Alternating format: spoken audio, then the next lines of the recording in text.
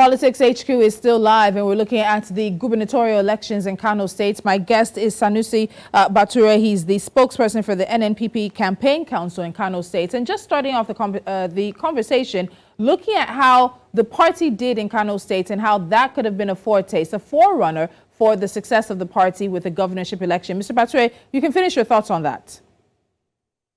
Yes, the presentation of certificate of return to the governorship candidate, who is now the governor-elect, has put a stop to all the speculations from the ruling party that the election is supposed to have been declared inconclusive.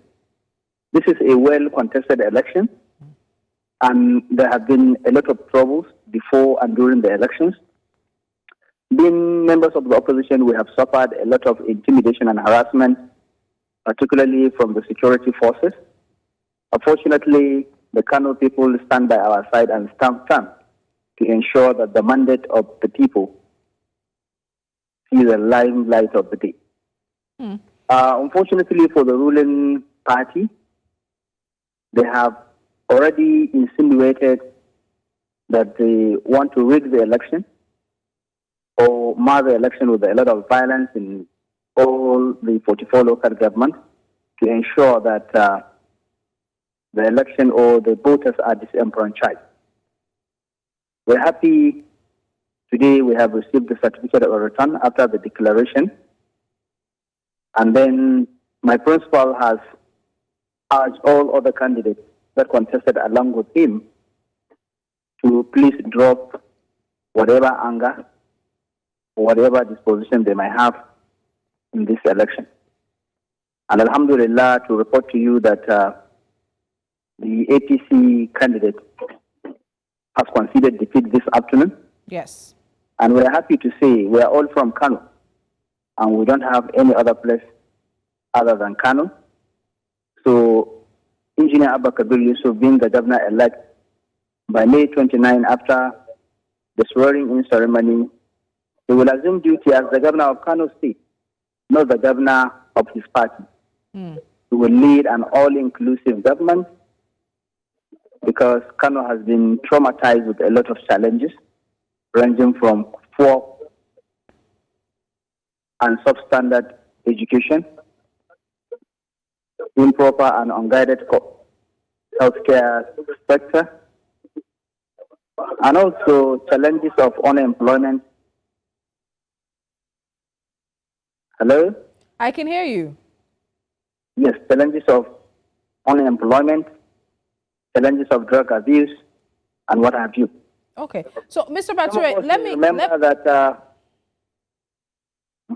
Mr. Bature, let me come in here, because as you mentioned, the APC candidate has conceded, rather, especially with the certificate of return now given to Governor-elect Yusuf. In a statement, he said that even though our party has written a petition to the Independent National Electoral Commission to complain to them to review the election due to some irregularities, today INEC has issued the pronounced winner with a certificate of return, and I have taken it in good faith. I thank the president for coming out to seek for the support of Kano electors to vote for me. So in terms of this, we know that this was a very keenly contested election. And as, of course, you've mentioned, the governor-elect is going to be governor of all people in Kano, not just of those in his party. But we also know that the governor-elect contested in 2019, and that was under the PDP. And the first vote in that particular election was inconclusive. And we know that outgoing Governor Ganduje won the supplementary election. And then Ganduje's candidate, who has now conceded defeat, also lost in the bid to succeed him.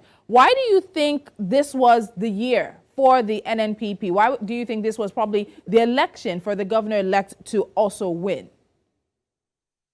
Well, in 2019, we also won the first round of the election, and people knew, or in the picture of what happened, including journalists like you who visited Kano at that time. We won the election with a margin of 26,000 votes, and unfortunately, the government in power uses all the necessary forces to ensure that the election was declared inconclusive. And one of the reasons that we succeeded in 2023 is actually standing against any possibility of declaring the election inconclusive. From the very first day, we decided to fight anything that can make the 2023 election inconclusive. because of our experience in 2019, because we won the election in 2019 and it was declared inconclusive. So everything was we centered our energy around making sure that we did not allow the incumbency factor to play and then run the election into an inconclusive mode. That's one thing. And on the other side, anybody who understands clearly the politics of Kano or the political architecture of Kano State knows that Konkosia movement under the able leadership of our supreme leader, Senator Ravi Musa Konkoso, has the majority of the people, has the majority of the vote. Anytime, any day, election could be conducted in Kano. The Ravi Musa Konkoso-led political team will win over any other political team within the state. So therefore, this is not contentious, and we have demonstrated that capacity in the first election during the presidential and National Assembly election.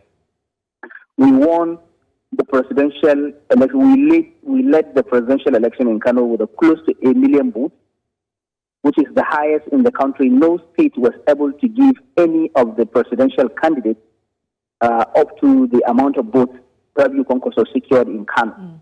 And then we also won close to around 18 out of 24 members of the House of Representatives. We also won 2 out of 3 senatorial candidates. So this clearly indicates that the gubernatorial election, of course, is a battle between APC and NNPP, but NNPP has the advantage over the APC because of the previous elections, because of the popularity of its candidate, and because of the popularity of the party national leader, who happens to be the former governor of Kano State, and is of his antecedent. People believe in the Konkosia and ideology. So I want to go back to the issue that the APC raised, because it wasn't just the APC that did raise some concerns about the conduct of the Kano State governorship election. So in a statement, the coalition of INEC domestic observer groups said it also believed that the Kano State governorship and state assembly elections were marred by irregularities, violation of the Electoral Act and INEC guidelines, and did not meet with the best standard democratic process and practice. Now, the group itself also called on INEC to review the results obtained in the affected areas where there were issues with the BVAS and also overvoting occurred. So this is not a rival political party that seems to have the same stance as the APC. And while we know now that the APC candidate has conceded, do you see this as a credible election victory for the NNPP, given some of the concerns raised? The APC candidate has accepted defeat this afternoon, so I don't want to really go back to the previous issues. But for the purpose of clarity, I will have to say that that group of civil society organizations or election observers, as they call themselves, are fake. They were sponsored by Kano State government to issue that statement, and I can tell you they are faceless, because a day after, the non-election observers, CGM, the Civil Society Forum, and what have you, also conducted a press conference to distance themselves from that statement issued by other groups who are sponsored by Kano State government. And the purpose for that statement was to actually deceive people who are out of Kano to perceive that the election is being associated with a lot of irregularities. But in reality, is that INEC has played a role of being a neutral electoral umpire, and they have done what is right, and they declared the election the way the Electoral Act 2022 as amended so supposed to outline. So whatever INEC has done in terms of this election is within the confines of the law. And therefore, if you're talking about cancellation, overvoting, and what have you, the total number of votes that are actually under the total cancellation were around 260,000 votes. And out of those numbers, only 84,000 were cancelled based on overvoting. Let me take this issue of overvoting alone. Even the overvoting, we know that government planted their agents in every of the polling units in the state. We have over 400 polling units, just to ensure that anywhere the government APC is not leading, we should try to make an overvoting, at least 1 or 2 or 3, so that the election can be cancelled. Okay. Of course, we survived that trick. And the other side of it is that over 100 and something thousand for the cancellation is as a result of violence or destruction of election material. And we have seen clearly where government officials, including commissioners, advisors of the current Kano State, of the present Kano State government, were able to distract the election process in various polling units and local government in the state. So therefore, the law says you cannot benefit from what you disrupted. Okay. So therefore, yes, the APC is the enemy of its own in terms of this election because they were able to orchestrate crisis in various places, and of course that crisis could not allow them to make the election inconclusive.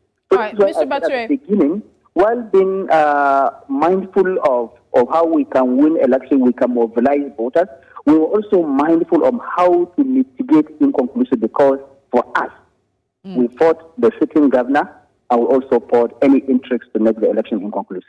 All right, Mr. Bature, unfortunately, I don't have a lot of time, but I need to really sneak this question in because it speaks to a larger conversation happening now in Nigeria. And the political landscape has largely been dominated by two main parties. But just like the NNPP, Labour Party as well was able to secure one state in the governorship election. So do you think this success of the NNPP and the Labour Party, and we've also seen other parties get one, particularly APGA, but do you think the success of the LP and the NNPP in this particular election signals the emergence of some new players in Nigeria's political arena? I'll need to have you answer this question in just about a minute.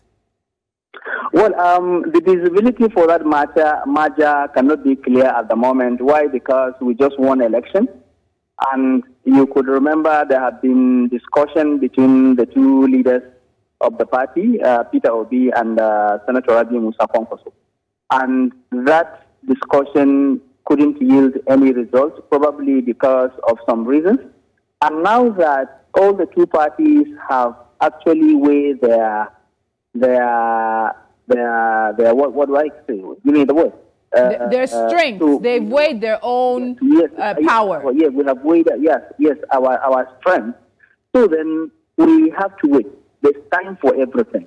At the moment, our concern in Kano is how to set up the transition committee to ensure that we have a smooth transition from the APC-led administration to the NNPP incoming administration. All right. So we want to play down the political aspect of our work at the moment and concentrate on the transition. And then after the transition, we will have to concentrate on keeping our promises, our campaign promises, so that we can maintain the momentum. And then our target, not really the politics at the moment, because the time for campaigns and politicking has passed. This is the time to do the real work. And get down to it. Issues like that cannot really come to play around at the moment, but maybe in the next couple of years, yes, people can see direction.